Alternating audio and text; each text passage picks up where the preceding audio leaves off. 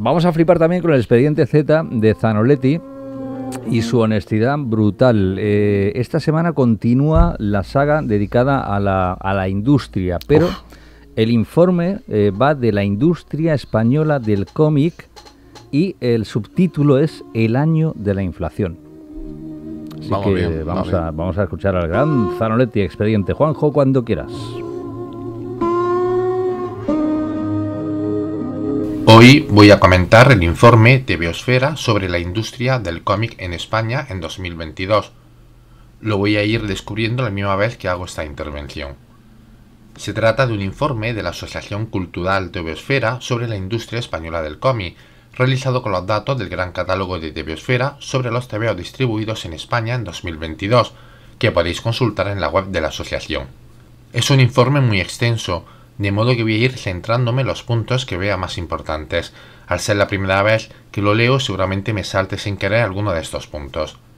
El informe viene con el título de El año de la inflación. La subida del precio del papel y también la de las agencias de transporte ha hecho que, por ejemplo, el habitual tomazo de Marvel, que costaba 40 euros, ahora valga entre 50 y 55 euros, y además con menos páginas. La primera tabla con la que nos encontramos son los datos generales de publicación. En 2022 se publicaron 5.140 títulos. Ahora que me digan que en los salones los jurados se los han leído todos para luego votar con objetividad los mejores cómics. De esa cifra, 4.653 son títulos comerciales, el resto son revistas, fanzines u obras no comerciales, es decir, obras sin ánimo de lucro. Observamos un crecimiento de publicaciones muy grande, que durante la pandemia fue bajo y que ha vuelto a remontar. Con respecto al año anterior ha habido un incremento en cómic comercial de 500 títulos más, que probablemente continúa al alza. Probablemente la razón sea que a mayor cantidad de publicaciones, más posibilidades de sobrevivir tiene una editorial. Que un título haga grandes ventas se acabó, no es la regla general. Si editas 5 títulos con pocas ventas no da para comer, pero si editas 50 con pocas ventas sí se puede vivir bien.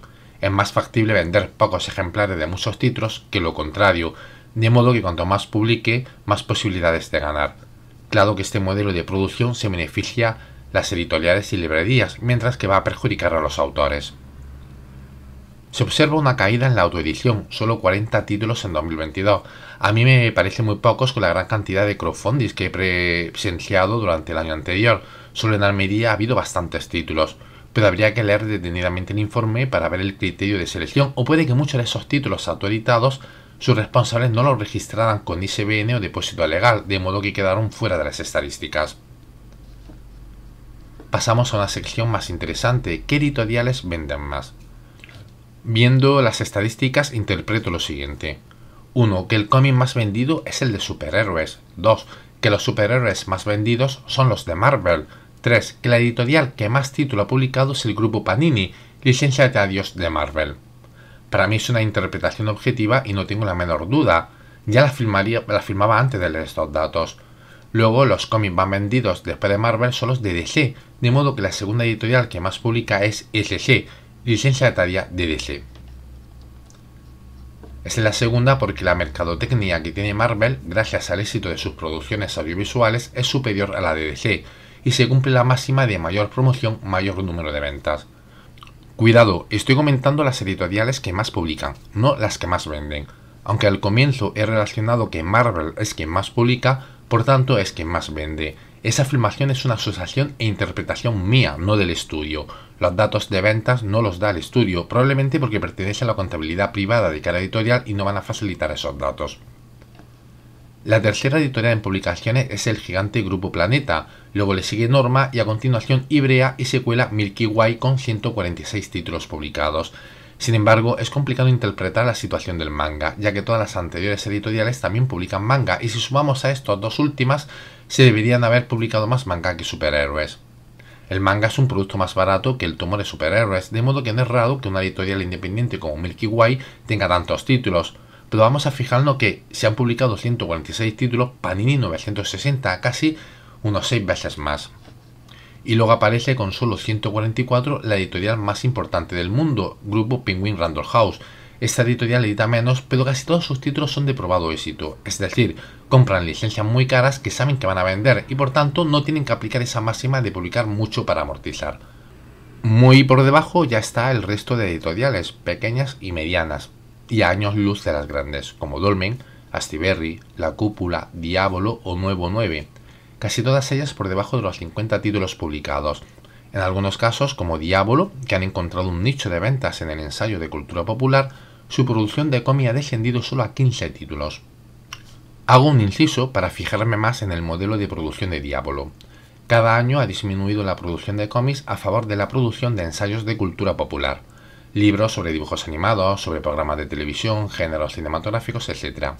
Si todos esos creadores de cómics que consideran que los ensayistas no son autores y que son parásitos que no aportan nada a la industria, supieran los datos de venta de esas obras, que pueden llegar a vender 7 veces más que un cómic español medio, creo que serían menos bocazas. Si la tirada media de un cómic español por estante de 200 y 500 ejemplares, la tirada mínima de un ensayo está entre 1200 y 1500, y mientras un cómic nunca agota su tirada, un ensayo puede lograr hasta 7 ediciones. Pero de todo esto ya hablaré cuando me toque hablar de los pilares de la industria y traiga el tema del ensayo. La editorial Monstruo ha subido a 43 y esperamos que esta editorial siga creciendo. Ha apostado en muchos casos por magníficas licencias y publicaciones con unas elaboraciones extraordinarias. Luego está Yermo con 136 títulos y Ponemon con 23. Son dos editoriales con mucha semejanza. Casi todo lo que publican son licencias francesas contemporáneas en ediciones, álbumes integrales de lujo, con importes en torno a los 40 euros. Y me cuesta creer que Ponemon se mantenga en el mercado con esa clase de material y sacando solo 2 títulos por mes. También hay que tener en cuenta que es una editorial que salda mucho. Y Yermo, con una distribución bastante fluja, también me cuesta entender que pueda amortizar esa clase de material, pero si ambas editoriales se mantienen a flote será por algo.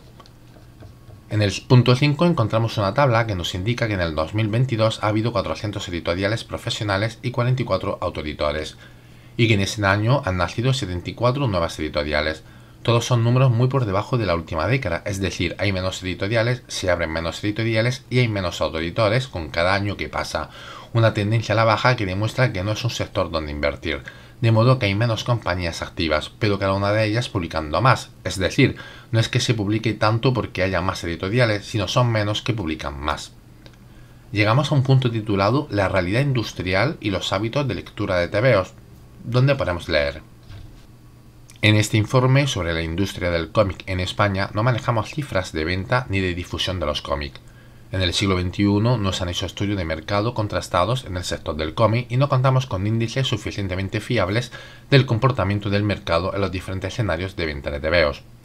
La Federación de Gremio de Editores de España lanzó en febrero de 2023 el preceptivo informe sobre hábitos de lectura y compra de libros en España 2022, que lo va a coincidir en resultados con los del año anterior, porque el porcentaje de lectores habituales en España sigue siendo el 68%.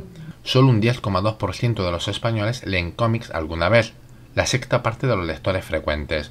Esta frecuencia parece haber menguado desde 2013, cuando era de un 13,2%.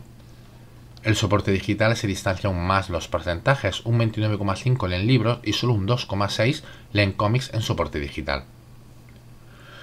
Solo un 10,2% de los españoles leen cómics, al menos uno al año. De ese porcentaje, la mayoría leen superhéroes. El poquito que resta a dividir entre manga, cómic europeo, independiente, autoedición, comercial y español. Cifras muy bajas que demuestran que es muy complicado convertirse en profesional del cómic solo viviendo de las ventas en España. De nuevo reincidimos, y ahora con datos oficiales y objetivos, que el problema de no llegar a final de mes no son ni los márgenes de ganancia, ni la culpa lo tienen los libreros, ni hay una conspiración dirigida por IZ contra los autores de cómics. Son las bajas ventas o simplemente que el lector prefiere leer superhéroes. Hoy voy a... Lo ha dicho hoy Zanoletti, Expediente Z abrochando la semana. El folio de Ortega... me decepciona que hablando de un tema de precios de cómics, Juanjo no haya titulado a esta sección su frase clave de precios de escándalo. ¿Sabes lo que tengo? Habría sido el broche de oro. Por lo demás, totalmente de acuerdo. Totalmente de acuerdo, ¿no? ¿Leo algún comentario? No, en absoluto. La verdad es que estoy de acuerdo. A mí me ha sorprendido que solo un 10%, que no sé ese dato, un 10% de los españoles lee un cómic habitualmente, ¿no? Que me parece, bueno, bajísimo, no lo siguiente. Sinceramente. Pues pero en fin. Y Javier, ¿tu folio? Sí, bueno, pues obviamente que son datos poco halagüeños.